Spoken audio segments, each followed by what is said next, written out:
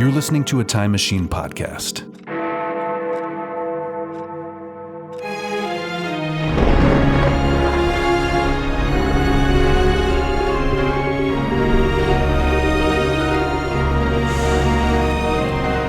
Old Movie Time Machine. An adventure through time and or space.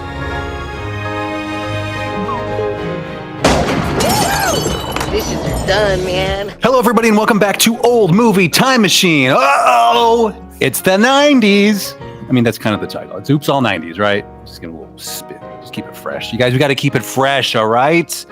Blah, blah, blah. Intro, movies, windows into the past, cultural study. It's a cultural study of the 90s through the films made in the 1990s. It's the short version. I'm your host, Jay-Z. Joined as ever by my incredible panel of international experts at being human in the early 21st century, who will be helping us digest these pieces of 1990s ephemera and see just how far we've come.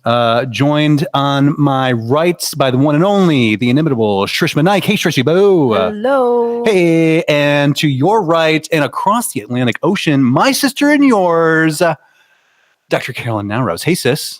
Hey there. Welcome back to the program. And as we have taken to doing, we are just kind of like rotating through hosting duties, and it's been a real pleasure. And it's also a symbolic ceding of the patriarchy to the matriarchy, which I will do now. There's a whole ceremony that we do before we roll tape, dealing with red carpets and sort of like lining up and getting the horses in a row and everybody in their Me talking about all of you men being man babies. Gold braids. Yes. Carolyn does a 10-minute monologue about man babies, but in a really regal fashion. And then what happens is I pass over the scepter of power, of hosting power, as it's a symbolic gesture, you guys, from the patriarchy to the matriarchy. So I will do that now. Shrishma Naik is in charge. Tell us about the movie today, Shrishi Boo. So today, guys, we're talking about 1994's Angels in the Outfield. Yes, we are. This movie was, hold on, I have notes. I want to hear why you picked this movie. Carolyn, you took the words right out of my mouth. I am so curious. I gotta know because I gotta know the backstory of Shrishi Boo in this movie. Okay, let's do it again. Let me read it. Okay. Yeah. So I appreciate that part, and I will share my story of why I picked it. But we're watching 1994's Angels in the Outfield. It was directed by William Deere, and it was a remake of a 1951 film of the same name. Did you watch that movie? I did not watch it. I didn't watch it either. I started it, but it's like, nah. I had no idea that it was a remake. I've only watched the 90s version. Yep. And then, so let's answer your question. Let's directly get into answering your question, which is, why did you pick this movie, Shrishma? Because I loved it. We watched it. I don't know how it made it into our rotation of movies. Yeah. That we had on videotape. I'm pretty sure we had it on videotape. I just remember watching this movie constantly, either every summer or it was in the rotation very consistently. Okay. And I loved everything about this movie, like the little kids. I related to Roger's friend, the little boy. It could happen. Like I was all about the positivity and then the fact that there was angels. I knew of like Tony Danza was a pretty well-known name at the time. Hold me closer, Tony Danza. So Angel. Is it Daniel Glover? David Glover. I forget I always get his. Danny Glover. Danny Glover. And he, his Lethal Weapon. Yeah, and he was also a pretty, well-known face of the time. Yes. There's a lot of burgeoning young shirtless actors in there, like Matthew McConaughey and Adrian Brody. Yes. So it was, and I think it was Ethan Hawke. Who was the dad? Is that Matthew Modine? No, is that who? I don't know. Anyway, his face was also really familiar. Okay, yeah. I think he's somebody, yeah. So anyway, I like Tony Danza. He looks good in this movie. He did look good. Anyway, it was a childhood favorite. This movie, was on heavy rotation in the childhood. I think I was watching This Is Us. I had gone on a This Is Us. Did you love that show? Rabbit hole. Yeah. And they were talking, and there was in one of the episodes of that show, they were talking about movies of the 90s, and the little kids were calling out their favorite movies. Yeah. And one of the kids mentioned this movie. Okay. And I was like, that's it. That's the next one that I'm going to pick. You're like, I love that movie too. Okay. And so that's how this idea got seated in my mind. Okay. And this is why you guys had to watch this movie. Yes. And who doesn't love angels? And then, the journey to self-belief and being able to do things. So, Justin, I do want to ask, what is your relationship with this movie, Mr. Baseball fan over there? Well, okay, so our audience may not know this, but I love baseball. I wrote a baseball book. It's available on the interweb somewhere, Amazon, go get it. Electric Stuff, go check it out. So I'm very into baseball and the baseball archetype story. So yes, this would have come out like prime time, like right before I would have gone from like worrying about baseball cards and things like that to suddenly worrying about girls, so like right at the pivot point. Yeah. My memory I was very confused because I know all these movies. I've seen all these movies. Like when I was writing the book, I made it a point to go back and watch everything just to make sure I wasn't stealing things too directly. Like, as we'll discuss, all of these are archetypes. Like we see these same, the crotchety manager and the hotshot this guy, and it's all the same shit, right? Yeah. That's the baseball mythology, right? So I went through.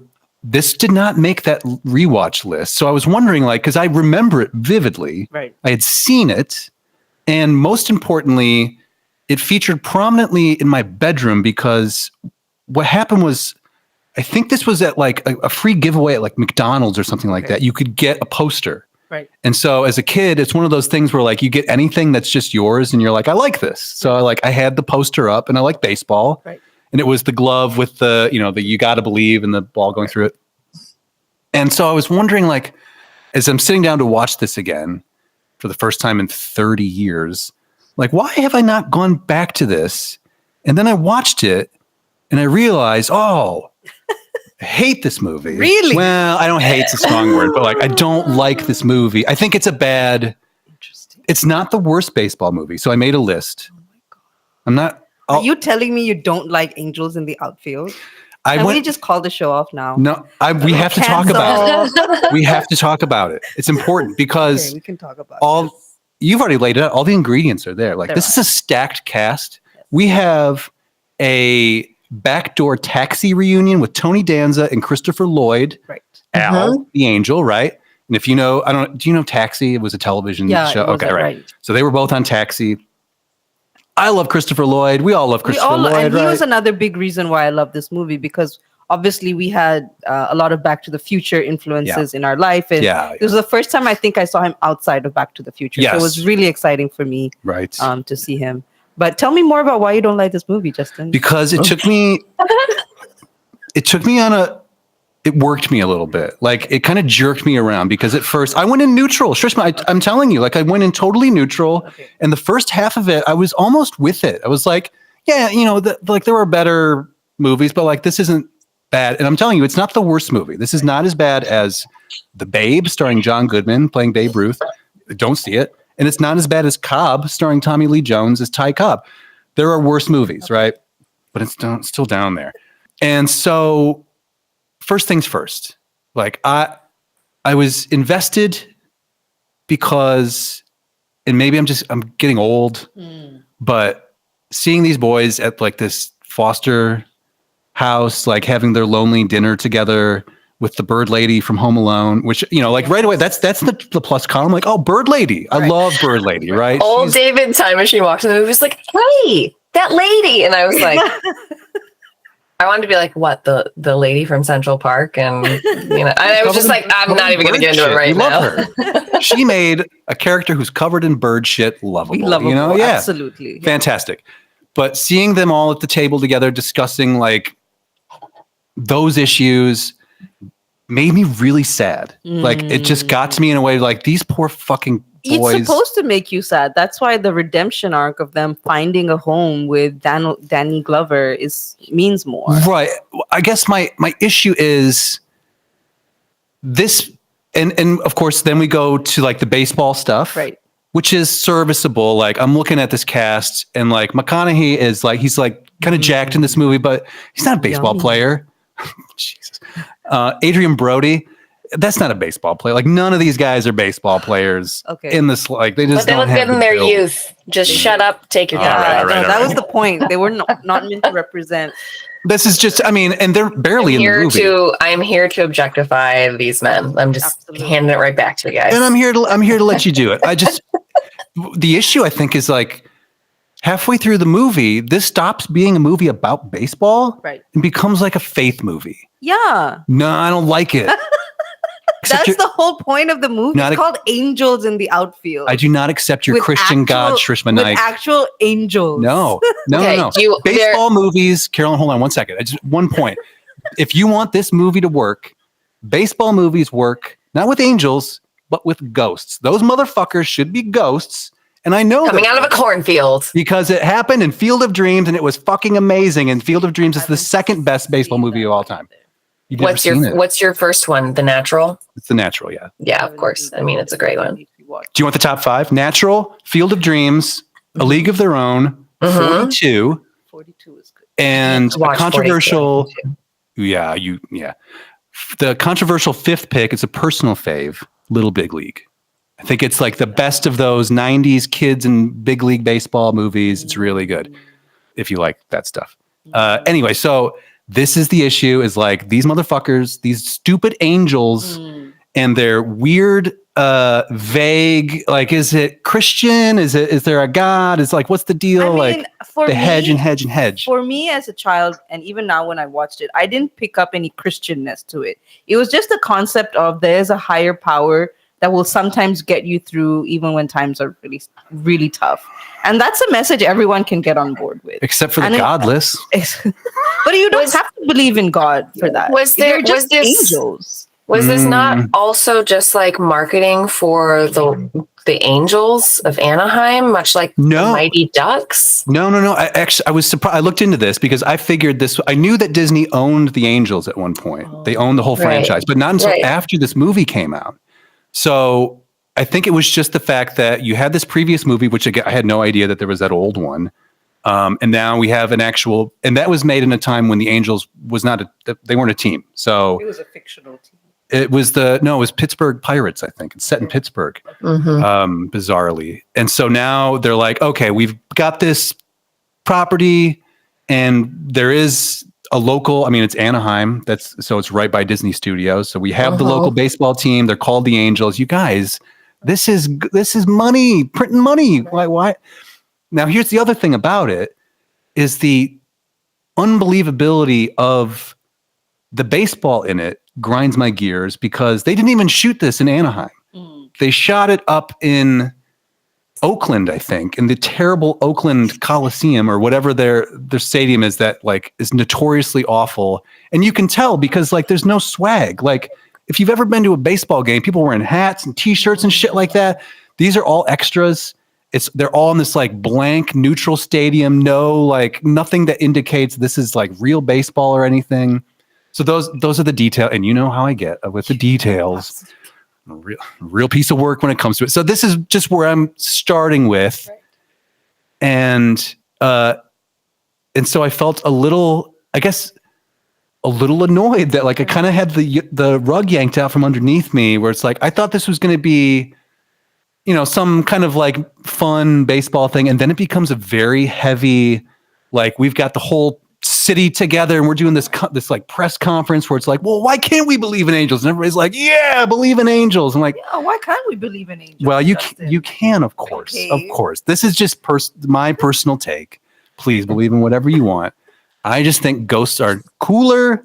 They're less Jesus-y. I think they're synonymous here. Angels and ghosts. Like I never took it to be a metaphor for God or Christianity. At least I never took angels. Yeah, no, because angels are. I didn't associate the angels in the movie with like Christian angels. Angels are just Fascinating. angels that are like, like spiritual or celestial beings in whatever form that are coming to help us in our time of need. So I didn't make that association. On that tip, okay, so then in that, if when you describe it like that, celestial forces, beings, or whatever, entities, Right.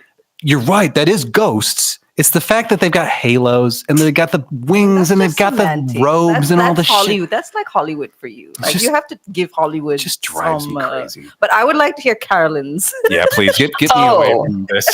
And I'm sorry, I'm sorry to break your heart because if you like it, please like what you like. Yeah. Yes. Go ahead, Carolyn. I definitely saw this in the 90s. I don't think it was a part of my personal canon, but I was like, okay, yeah, this is vaguely familiar for sure. I was sort of taken aback at how just the cast itself, I was like, wow, they invested a lot of money into this movie. Huge cast. Like, I'm like, wow, okay. And as much as even the like Matthew McConaughey and Adrian Brody weren't big deals back then, but I was like, okay. And a lot of current stars. It was really I mean, I was like Danny Glover, like they definitely had like some good current stars.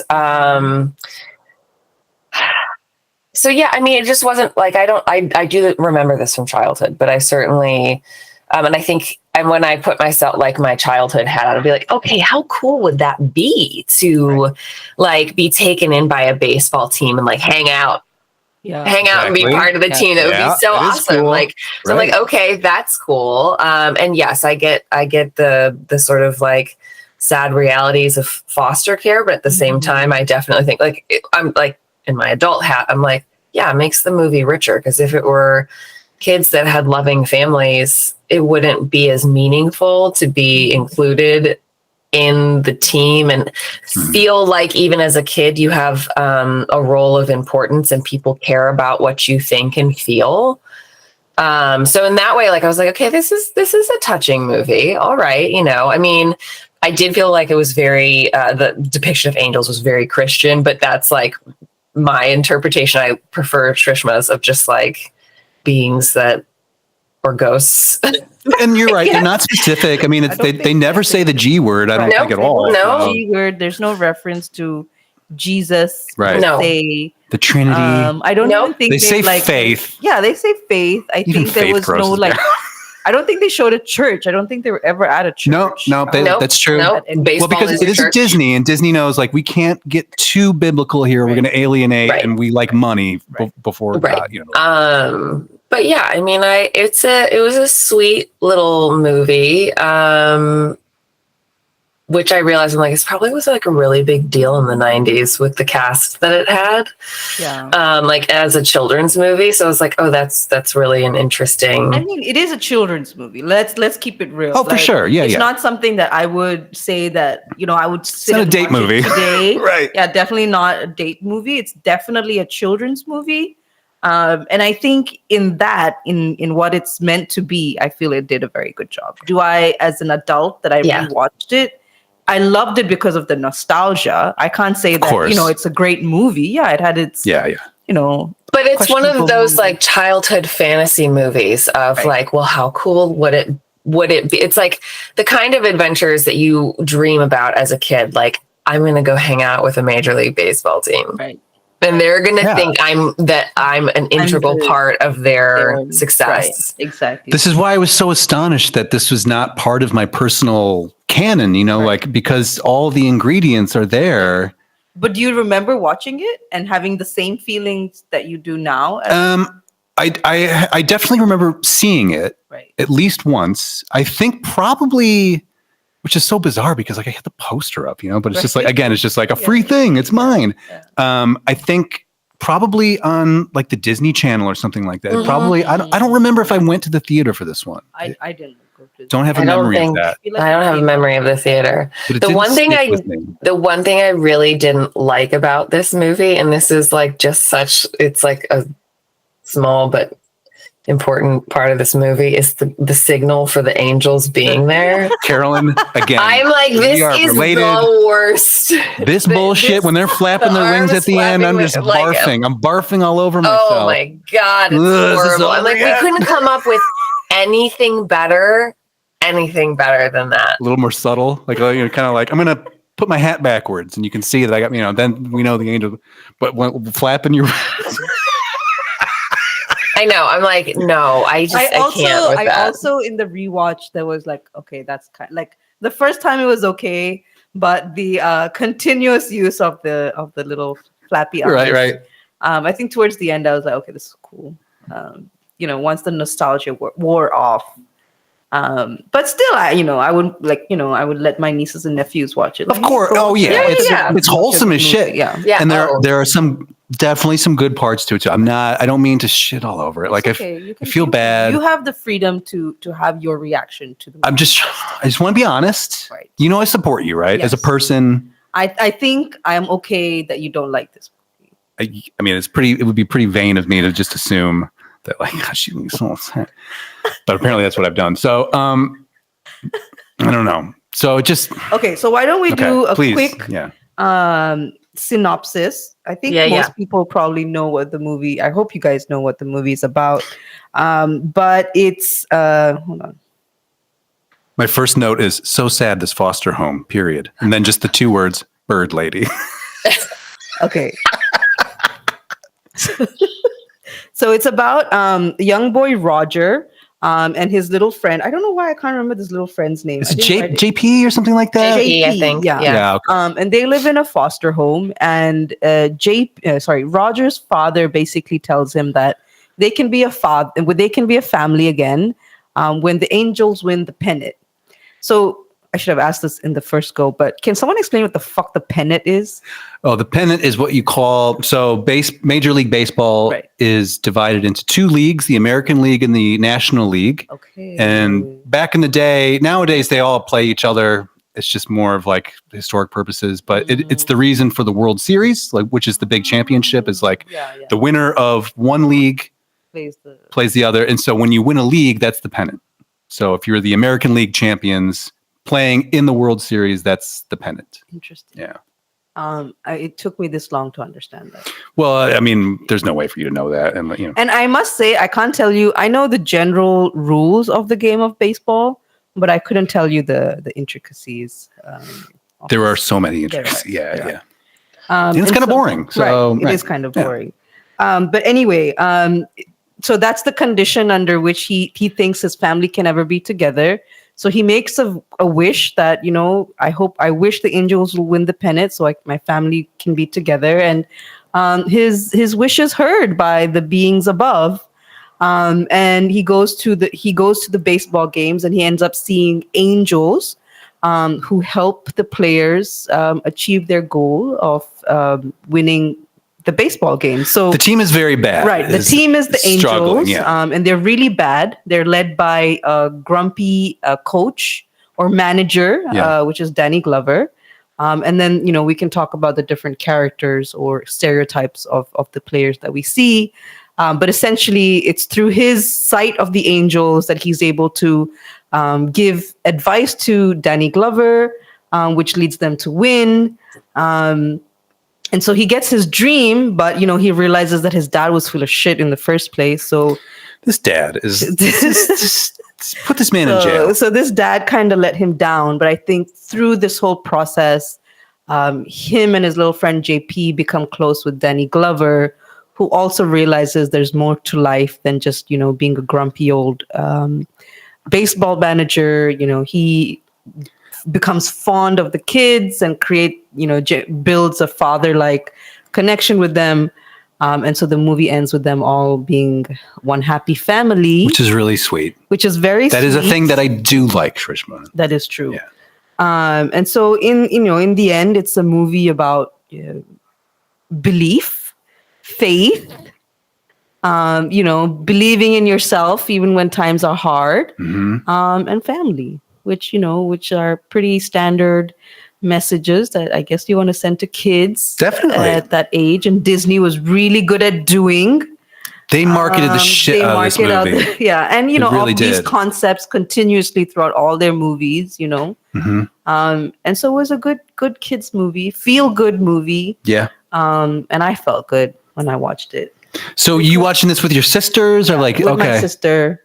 Did you ever want to? Did it ever make you want to play catch or anything like that? No, or, I can't say that I was ever interested. Well, I played a lot of, like, as a child, I was quite athletic anyway. Like, I play sports. So I used to play baseball in school. But really, I don't know if it was like the real version of baseball. It was like, I feel like what we played wasn't as complicated as what I watch on. Yeah, I'm sure they smoothed out some of the complications. So they like hit the ball and get to the bases, and then. But even hitting a ball, I mean, like that's a skill. Like that's okay. That's interesting. So, I never knew that about you. Yeah, we played baseball, basketball, football, volleyball, all in school. Okay, so you gravitated toward the sporty. Right. You're a jock. I can't say I was good at basketball and netball, which is another game that the American. Is it like lacrosse? No, it's like basketball, but it's different. There's no bouncing of the ball. Okay. Okay. I was really good at those two, and the others I was okay. Okay. Yeah. All right. Yeah, I was an athlete. Okay. Until I finished high school, and then just kind of went downhill from there. Well, college. College. I picked up drinking. That'll happen, right? Happens to the best of us. Okay. Okay.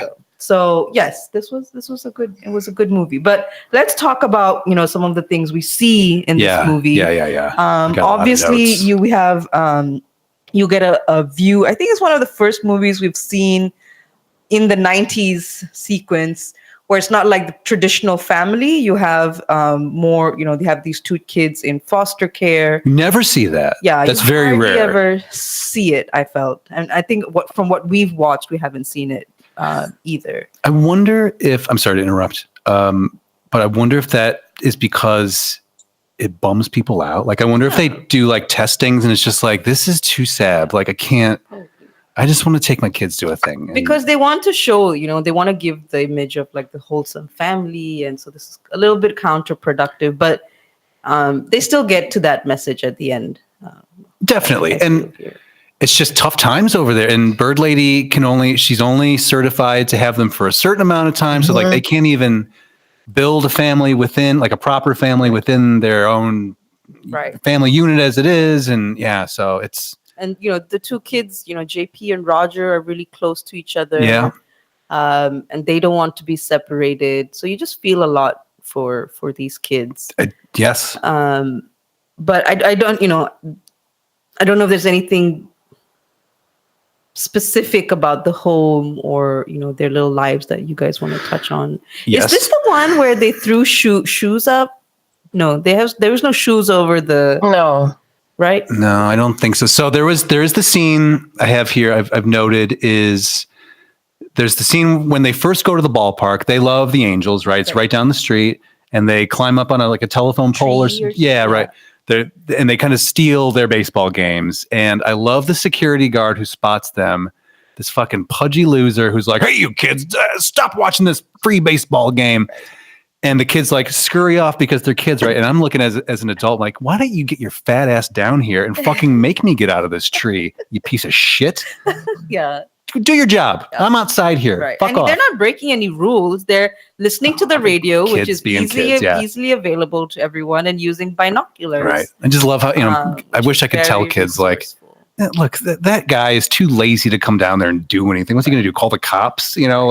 Which they're probably afraid of as well, because they don't want him to get into trouble. Of course. With their current living situation. I had the Bird Lady is a seamstress. Right. And what drove me crazy, I don't know if you guys noticed this, but there's an early scene and Roger is chatting with her.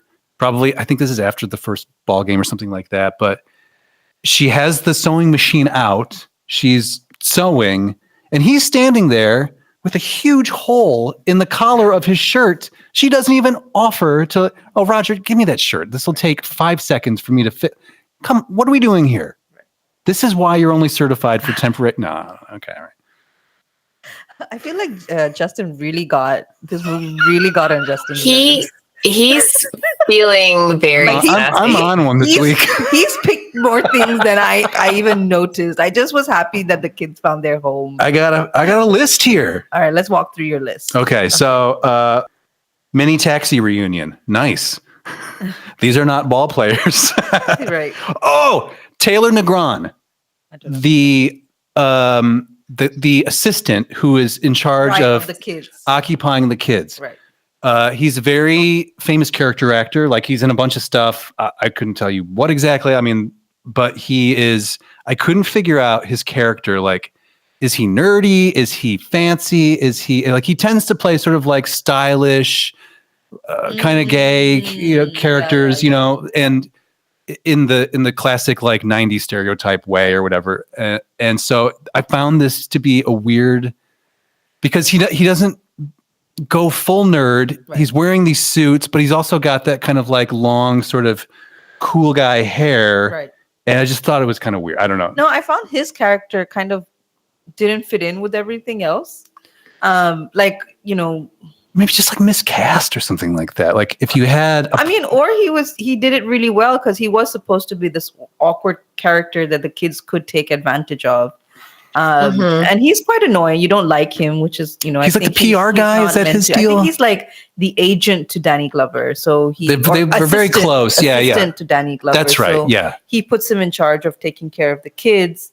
And so he just keeps getting played by little JP because no one else can know about these angels. Right. Except, Roger. So there's a lot of like, we need nachos, but go get us some nachos. But also there was one scene where he sat on the nachos and then he came back and his plants were totally clean. I noticed that as well.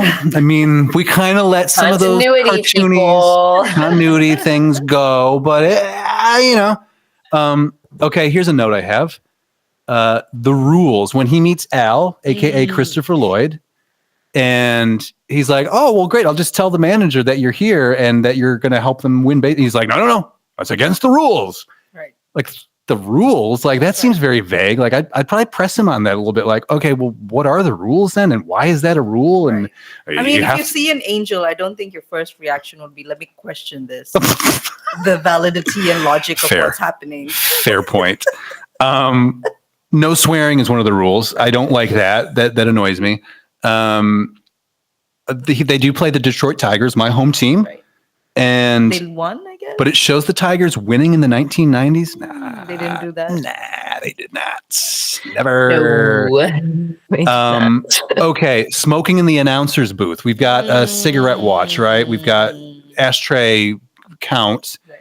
So we have one of the archetypes in these stories are the broadcast announcers, right? Yeah. And they serve a very important point in these baseball stories in that they narrate what's happening, right, for people who don't maybe know the ins and outs of the game so well, and also just kind of keep shit moving, So in this particular one, he's got a lot of issues. I forget, what is he doesn't like Danny Glover. Is that the deal? I think he's very mean. He's always looking for a way to put him down, if you will, and kind of eggs him on in a negative way. And Danny Glover's character, I can't remember what his name is. Let's call him Danny Glover. We love Danny Glover. But his character, I was trying to remember why he's so cynical. So he did a lot of winning when he was with Cincinnati, right? We know this. He was managing Cincinnati.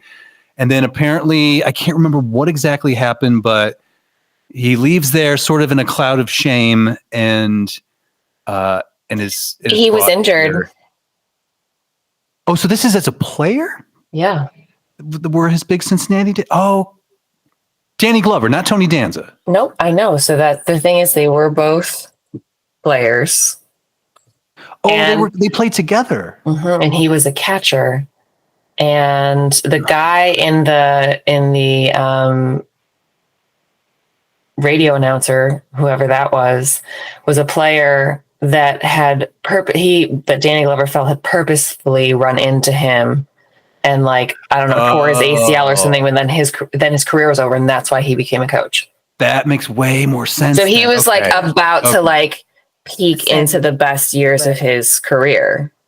I'm going to change my mind. I love this movie. No. Good. No. Better. But that does make more sense. Okay, that explains that.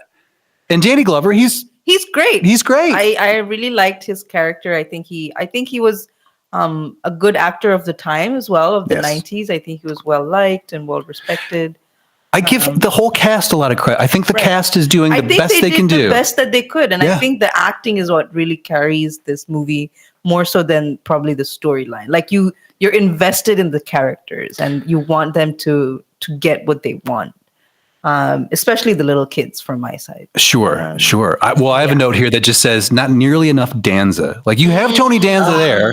We all love Tony Danza. I agree. Middle-aged Tony Danza. You mean more Danza? Like that guy has a winning. You like Tony Danza, right? I'm pro Tony Danza. I like Tony Danza. I've loved him since Taxi. Yes. Who's the Boss? Who's the Boss? That's where that show came on TV. In which he also played an injured baseball player who has to become the Manny. And also, I'll tell you what, in the early 2000s, when Tony Danza had a talk show, I don't know if you remember this, but he had like a daytime talk show and it didn't go very well. And I think it got canceled really quickly. But this is a time in my life when I was home certain days. I had a weird work schedule and I would just watch daytime television and write songs or whatever. And so I would watch Danza all the time. And he would come out and he would like tap dance and sing. He was trying so hard. I give him a lot of credit because that ship was sinking fast, but he stuck with it. And so I just like his attitude. Pro Danza. And is he still around? Is he still? Yeah. I don't know what he does now. I'm not sure what he's doing now, but I'm sure he's got to be. He's always in the mix. He's an entertainer. He's got that kind of like old school showbiz to him. Maybe he can come on the show. Tony Danza, we're going to offer you a Michael Wincott, which is an open invitation. You write to us or call us or whatever. We'll give you the info at the end of the show. Please, Tony Danza, you have to listen to I'll the end sing of the show. Hold Me Closer, Tony Danza to you. I'm going to sing that tune for you. Big fan. You looked great in this movie, T. He looked very good. Okay, so here's my note. Should be ghosts, not angels. This should be ghosts, not angels. I feel like they're synonymous. You've won me over with that argument. And then I do note this is a great title. It explains everything you need to know. Yes. Angels in the Outfield. Baseball, Angels. In the outfield. You put it together immediately and it sings. It rolls off the tongue. Exactly what it marketed itself to be. At some point, Roger says, no, this is okay. It could happen. When he runs into his dad again. Yes. And he says, Daddy, that destroyed me. And I think this is where and this is right before the weird press conference. Is it that it just got too emotional for you? Well, no, it was the fact that it was emotional, which I was there for. It was like, this is making me feel things that I rarely feel as far as like empathy towards kids who need families and things like it's just, I never, not that I never think about it, but it's not a common theme in the movies I watch. Right. And so I was with it and like devastating, like just, that was really sad. It only turned when, and here's my note. Whoa, this weird press conference hearing about God and angels and faith, footprints of an angel are love, quote unquote. Is that what they say? That's apparently what a quote and that's where they lost me. And that's where, and then I have a note here. Now it's Dead Poets Society, where everybody's like standing on their desks basically and saying like, yeah, we can believe in angels. But this is like, isn't this like a pretty standard structure of a film where you have a setup of a very unfortunate situation. There's some kind of arc. And then there's like this reconciliation where everyone gets behind the idea. It reminds me of Miracle on 34th Street, where the trial of Santa Claus and is Santa Claus real? And that's fine. Like, no, and so I can appreciate it for that, but you can see my note here. Shrishma, could you read this note that's in all caps? You'll see it. Too much angel talk, not enough baseball. Boring. Wow.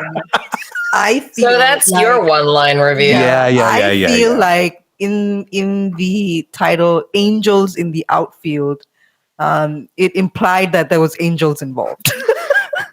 I also have a note here. Everyone flapping their arms. This sucks. Yeah, I think I can give you the arm flapping. I can give you the arm flapping. I feel like They probably didn't need. I think in the end, in the baseball field, everyone was flapping their arms as well. Yes, that was the one that we're really. I understand it when the boys doing it, but Right. when everybody's all of a sudden doing it, and nobody's wearing a goddamn baseball hat or an Angel shirt, oh, it drives me nuts.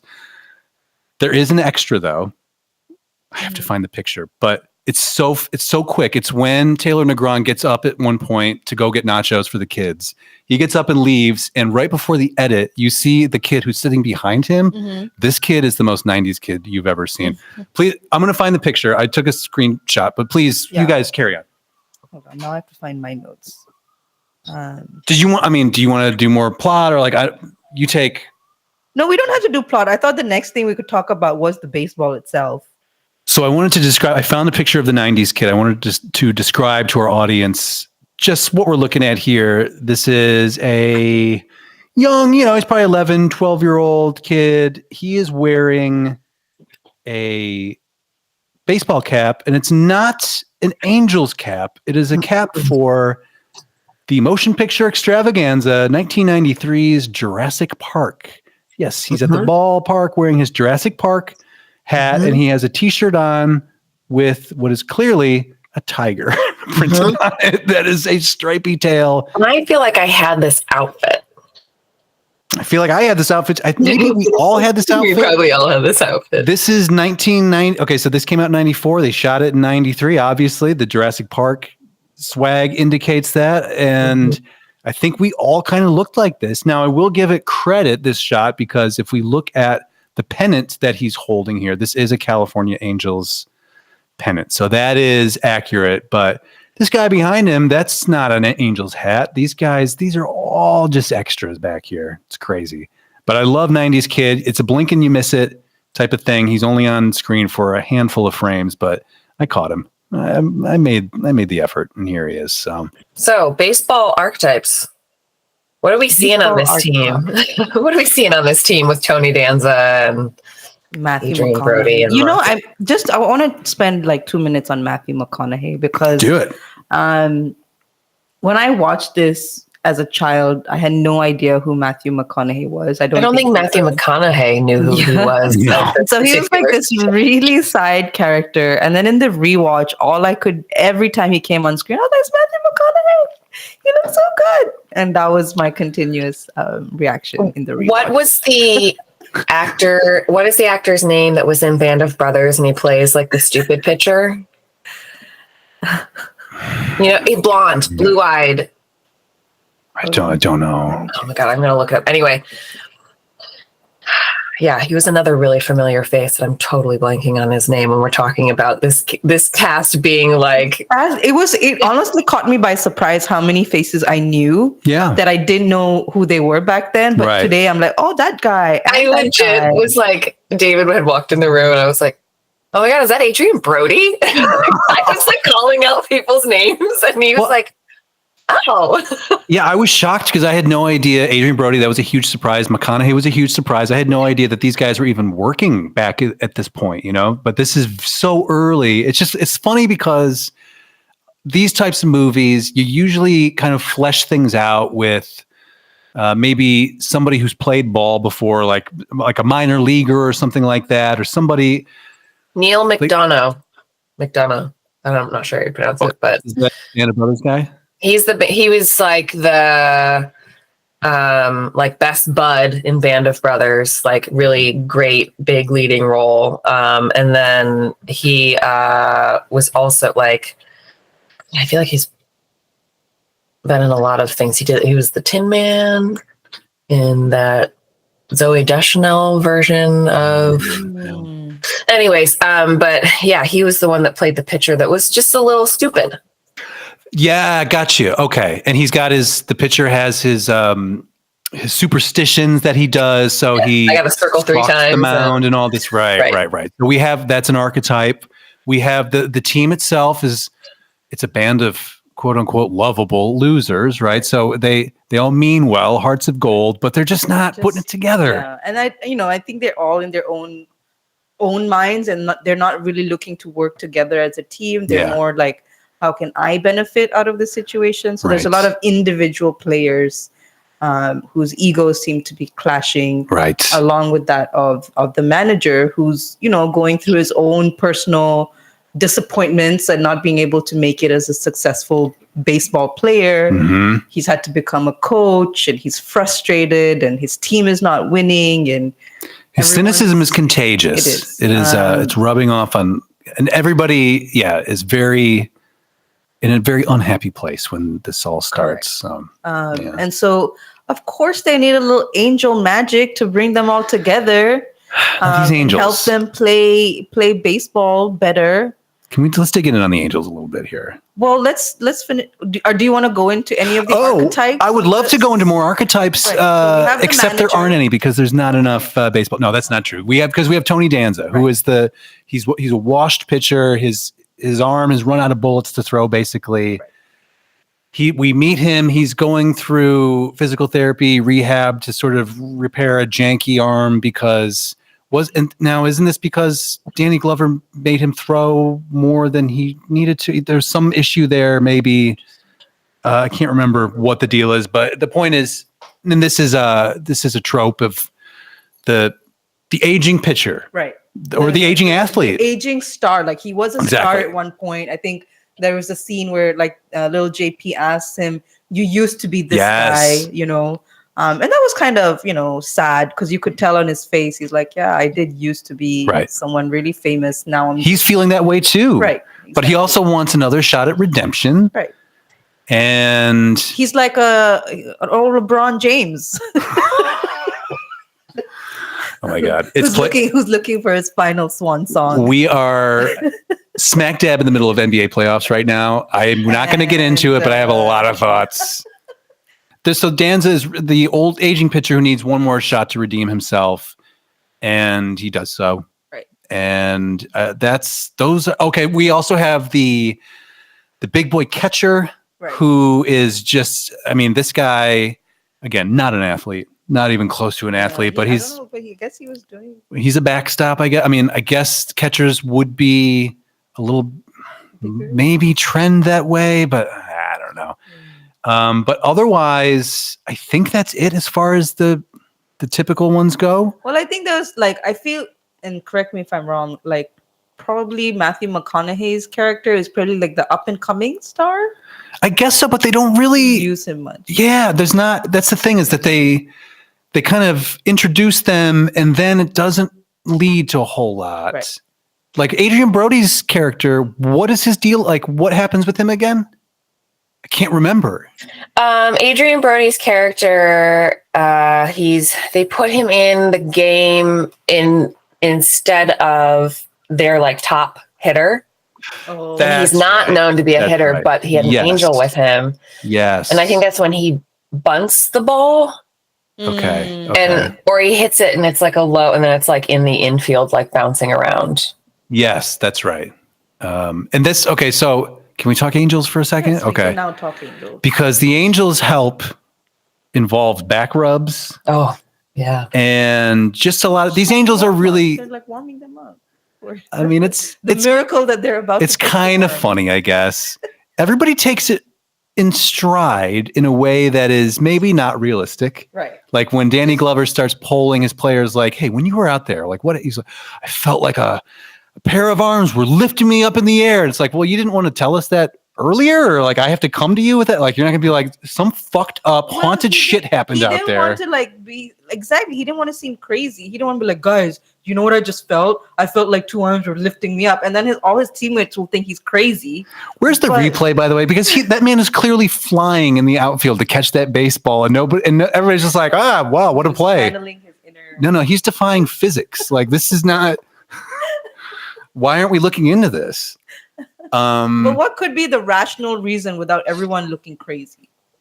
Well, maybe that's the whole thing. Everybody's everyone's scared to point out something crazy because how could it be something something like angels that no one can have a rational explanation? So many of these things happen that they actually have to throw a press conference, And all of a And sudden, talk about it. And why can't we believe in angels, Right. Justin? Well, because they're not real. Yeah, I know But they're not. no, They're as real believe as whatever. Santa, they're as Believe real whatever. as Santa Claus, Hey, Santa's which real. is why I didn't take them seriously as a child. My parents told me if I did not believe in Santa Claus, I did not get any presents. So Oh. I believe forever. Truth. Quote, unquote. Oh, you don't believe in Santa? No. No presents. Eat shit, kid. Really? I feel like you could have. They didn't say the other last way part. around. Excuse me. I'm sorry. My The- parents made it very clear to me very early on that there was no Santa, so don't expect any fucking presents. Wow. Okay. All right. Unbelievable. Because we weren't, we were Indian. It's not like we Well, celebrated right. Christmas. I mean, that's first of true. all. That's true. And then to expect presents for something that we don't even celebrate or potentially believe in. So it was made very clearly clear early on, because we used to watch the movies and we were like, where are our presents? No. Oh, that's so sad. But it wasn't sad, because for them, Did you ever get? Do you get presents on birthdays? Are there any like Christmas analogs? So Diwali, so we would get new clothes. Oh, on true. Yeah, of Diwali. course. Festival of Light. Yeah. But it's not like gift giving was like we give sweets, like we'll give to start the new year, we give sweets to other people. But this is like the custom of giving gifts wasn't like a thing, but everyone gets new clothes because you're supposed to wear like new clothes on the start of it. Okay. So that was one thing. So we always got new clothes. Mm-hmm. But Christmas was never a thing, and it wasn't like, for me, I was never upset about it. I was just like, it's not my culture, so it's not something that we are involved in. And there was never an expectation. Like we'd have like Christmas exchange things at school potentially, where like the Secret Santa or things like that. But I never had any expectations of gifts, so I was never upset about it. I'm just thinking it's got to be tough because you watch a Home Alone 2 or something like that, when at the end at the hotel and they go out to the big room and there's all those presents, like you want to have that experience. I think like because of watching these movies, there was like it would be nice. Yeah.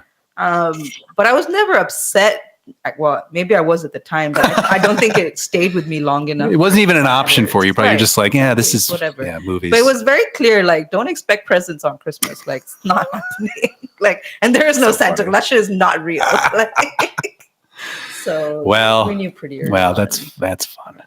So there we go. Carolyn, you were raising your hand a moment ago. Oh, I was just dancing. Oh, okay. We've been taking a lot of detours. Listener, you'll be hearing the edit of this show, but we've gone a lot of places. We just talked a lot of NBA on this very baseball centric show. So, well, I have no baseball. I don't follow baseball to be able to chit chat. I understand. Baseball. Can we talk? Can we talk very quickly about just focus in on Tony Danza and this character of the burnt out pitcher? Mm-hmm. As an archetype. I think we did, though, right? No, we just. Is there more to it? I mean, I thought it was really sad that he's gonna like die in 6 months. Oh, we need to talk about that. That is in my notes. We didn't touch on that. Sorry. Did I miss it? Yeah. So he's got that cough.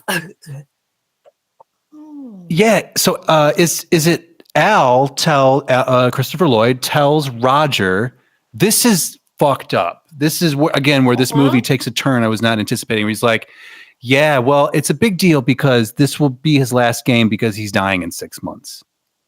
He's got, what is it, emphysema or something like that? Or he's, I don't know. He's I don't, they just kind of alluded to he's been smoking for years. I'm like, he either has lung cancer or he's going to get pneumonia and die, or. But what is Al? First of all, what is Al's function? Like, he is head angel.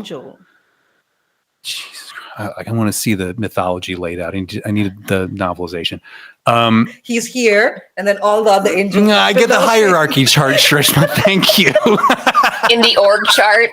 Can we pull out an org chart for the angels? Exactly. I can see the square in my mind's eye in the offshoots. He's got the theology. He's in charge of everything. Like master demon? Are you like Lucifer's brother-in-law? Like, what's the deal? I don't know any angel. Lazarus? Was Lazarus? No. I don't think so. But like John. Archangel Michael, like those, they're like a different species. You know what I mean? It's Michael and Al for short. He's Sauron. There's some kind of, I need the Tolkien breakdown, like the glossary of, I need a Silmarillion of where these baseball angels come from and who begat whom. Anyway, so I just think it's fucked up to put that on a kid's shoulders. This poor orphaned kid. We also never return to it, by the way. Like it's like mentioned. Danny Glover. It's sad. The dugout, and Danny Glover's like, "What?" Like Danny Glover is also rocked by this news, as you should be. As you should be. And then they're like, "Okay, let's play this game."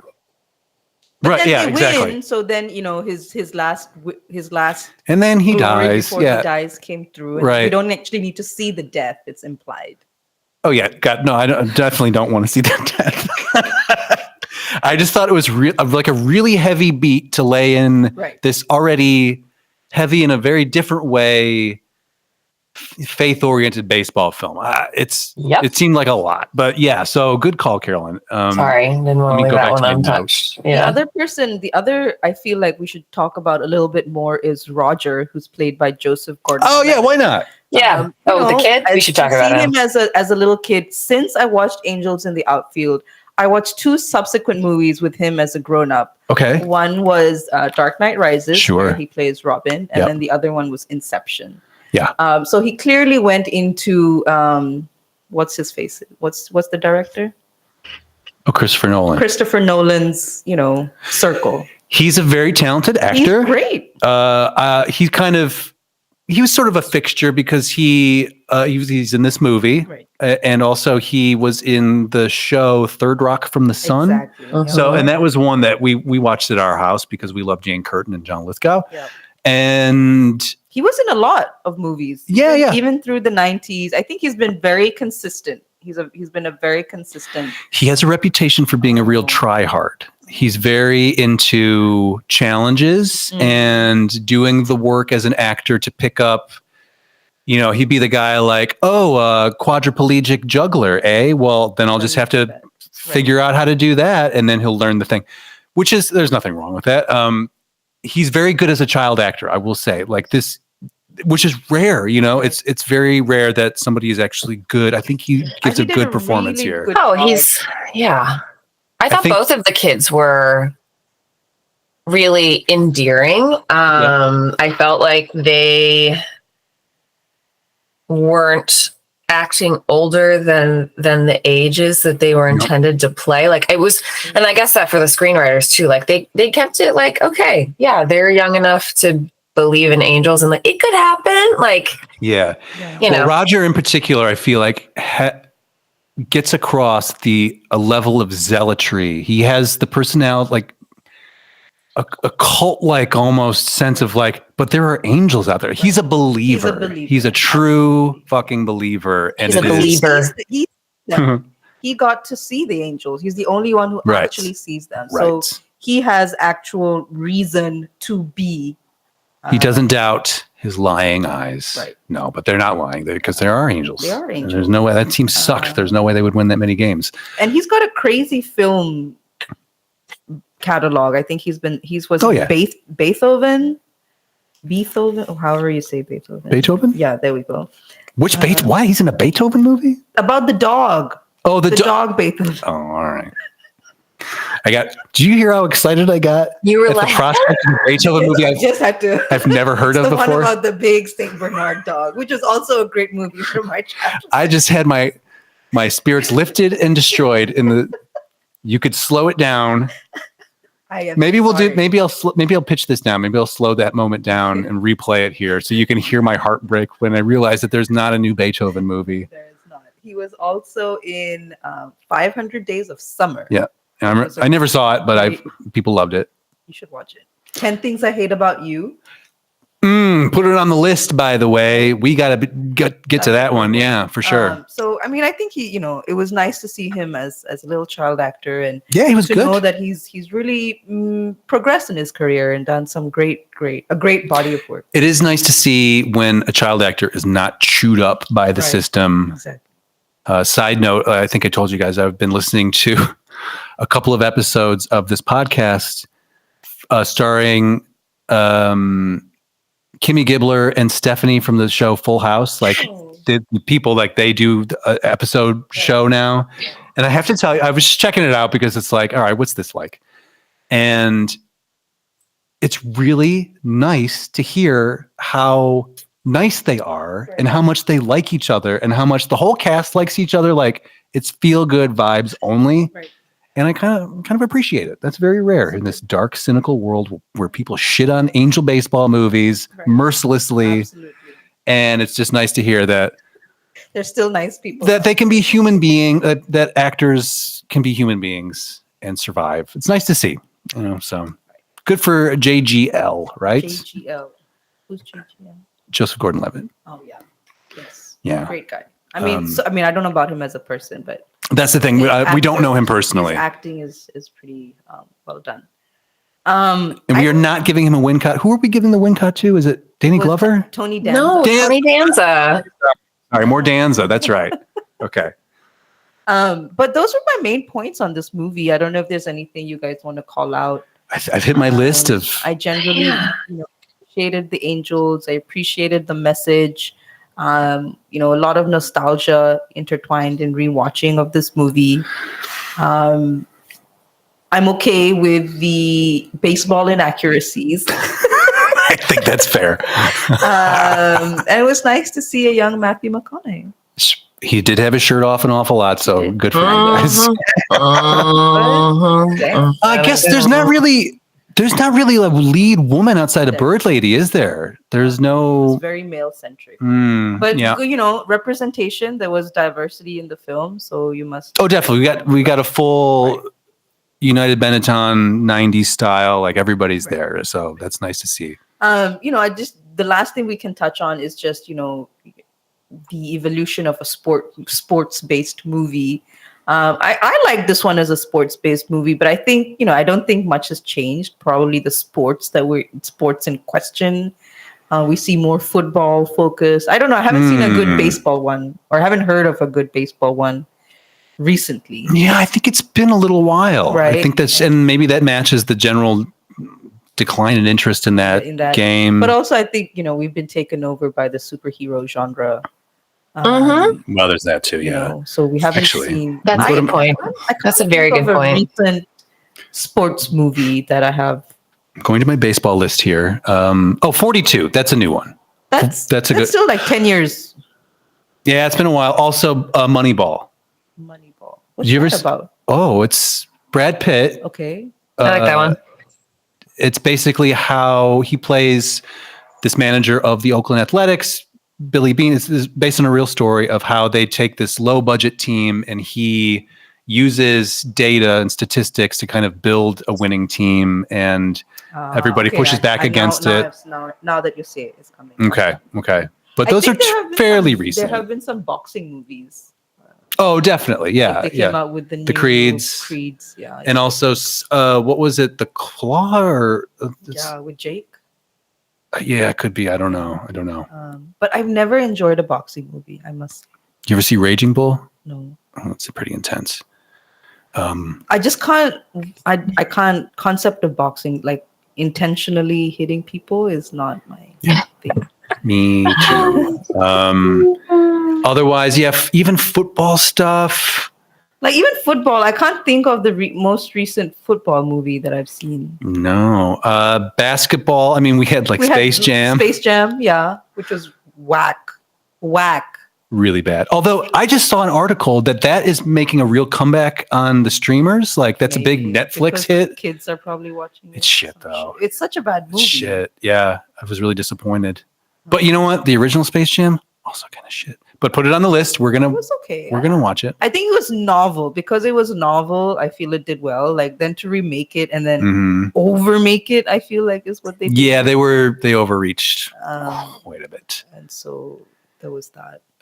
And then hockey is not doing anything, not since the Mighty Ducks, so, but we have a lot. I mean, that being said, the 90s is a hotbed of baseball activity. Right. Mighty Ducks activity. We got 3 of them. Right. Also one we watched, I think at least the first one I enjoyed a lot. Oh, we're going to watch that one for sure. Awesome. But yeah, I mean, so I think you're right, though. I think the oversaturation of the superhero thing has sort of stolen a lot of glory. And so I don't know. Hey, folks at home, let us know what your favorite recent, within the last 10 years sport movie. Write to us, partyline@oldmovietimemachine.com. Thank you. Yeah. Should we do the business? Let's wrap it up here. I think we've had a really good conversation. So do we keep it or do we not? I'll start with Carolyn. I'm not going to keep it. Not keeping it. Carolyn, did we get your full take on this movie? I feel like as usual, sucked all the oxygen out of the room. You hand the scepter of power over to us, and then that invisible hand. I just take it right back. I'm so sorry. And we just let you steamroll us. That's fine. Carolyn, do you feel like you expressed yourself completely here? Yes, because there's not much to talk about with this movie in general. Like, the cast, I'm not going to keep it just because Matthew McConaughey and, some other up and coming folks, it's like their debut movie. It's fine, but I'm going to flap my arms right out of here. And say, no, I'm not. I mean, feel good movie. Don't get me wrong, but I don't ever need to watch it again. It could happen. Right. Okay. Justin. And that's just that, you asked my honest opinion. And that's all we can ask for on the show. Honesty in rating. It's a no for me. Oh, really, Justin? And I've expressed the reasons why, so I'll keep it. I'll leave it there. Yeah. I'll keep it because of the nostalgia that you do it. You do you. I think it's great. I would probably make my nieces and nephews watch it. Okay. I feel like I haven't kept. I feel like this is the first one maybe that I'm definitely no, I don't need to keep this. Okay. Again, I think the Can't Hardly Wait was kind of whack. I can't remember. You did not keep that, I don't think. Yeah. Again, if we have an alert listener out there who would like to spreadsheet our data, that would be ideal. I started this and then abandoned it very quickly. So I don't remember what we keep. It's a lot to do. Yeah. Looking at you, Kyle. I'm looking at you. Hey, hint, Kyle. Yeah. Thanks for all your emails. We read them all. Yeah. Our fan. And we hope we have one. Hey, wasn't that our fan? We hope you enjoy listening. Yes. Artifacts. Anything? Go ahead, Carolyn. I would like to take that really prime 1990s bedding that the Angels, that's some good product placement. That they're the themed baseball bedding, the Angels bedding that the boys went home with after their first game. Oh yeah, they got all the swag. They got they did the jackets, the helmets, the hats, the jerseys, you name it. Yes. But they also got some sick 1990s themed bedding, which is polyester and shitty foam. For sure. But that wasn't. Again, that was playing on my heartstrings of I'm glad the boys had a nice day out and they're being treated nicely. And we didn't talk about it, but when they do become a family at the end, we mentioned it, but that does work for me and I'm happy for it. That does save the ending for me a little bit. Right. So I'm thumbs up on that. Yeah, for sure. It's not a total across the board. It has to end nicely. I feel like there had to be a positive ending to it. I'm happy for all of them because again, Danny Glover, who hurt you? Why so also mad? I think the message is you get what you want, but not always in the way you imagine it. And so sometimes you should be open to whatever the universe kind of sends. Right. That's right. For me, artifact wise, I'm going to take Al's hat. Right. So now you know why it says Al. His name is Al, American League. Oh. That's what the umpires used to wear. So he was wearing an umpire's cap. Yeah. So I'll take that. I'll just take an angel. Anyone. Pick one. And I'm going to allow it this time because an angel is not a person. It's not a person. So it's just yeah, a celestial being. exactly. Could be synonymous to a ghost. We'll get out the Ghostbuster traps. We'll go get ourselves an angel and bring it home for you. Right. So yeah. Okay, great. Great. So that wraps up Angels in the Outfield. All right. To set us up for next week, it's Justin's turn. Guys, come on. I'm starting with a hard time already. Shrishma, I think you're going to like this movie. I think everybody's going to like this my goal movie. next week is to suck the oxygen out of I dare the you to. podcast. I dare you We'll to. just put I'm just Justin gonna on shut mute. you up, buddy. I'm gonna shut you up in the way that only your sister can. Microphone. I would.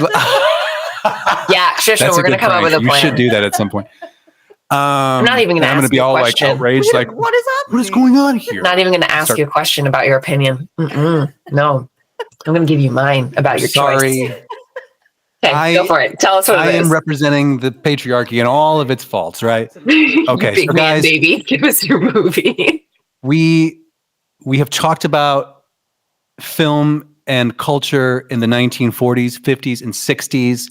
I am so pleased to announce to you guys that between the year of 1965 and the year of 1990, when our new era starts, Black people have been allowed to be in motion pictures and have speaking lines, leading roles, and heck, by the 90s, they're even directing movies. Right.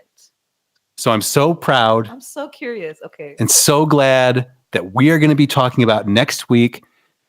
Guys, it's Pookie time.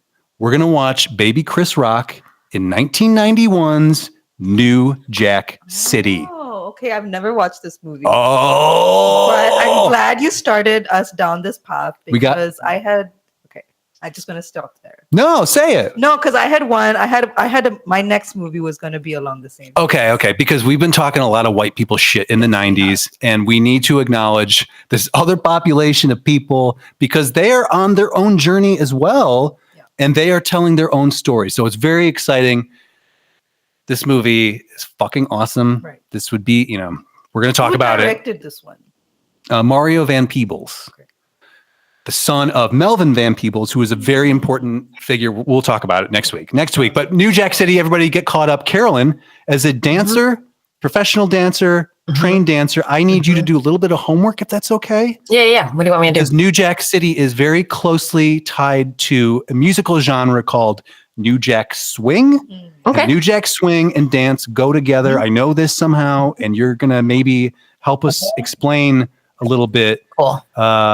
Because I'm a white I'm guy. I gonna know put that. my So, dancer hat on. Yeah. So that would be great. New Jack City next time. Guys, great job. Shrishma, thank you so much. you. I know this was a tough one. No, that's okay. I think we should not always be in agreement, and I think Yeah, this makes for a good show. So it makes Right. for a good show. I think controversy is where the listens lie. Yep. How was that for a line? I can't believe you made it to the end there. That's great. I was making it up as I went, so I was thinking what would come. Gotta tell you.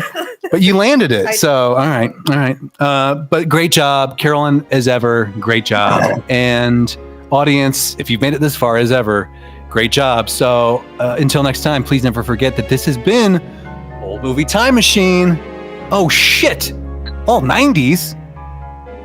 It could happen. Flap, flap, flap. I'll see you on the internext.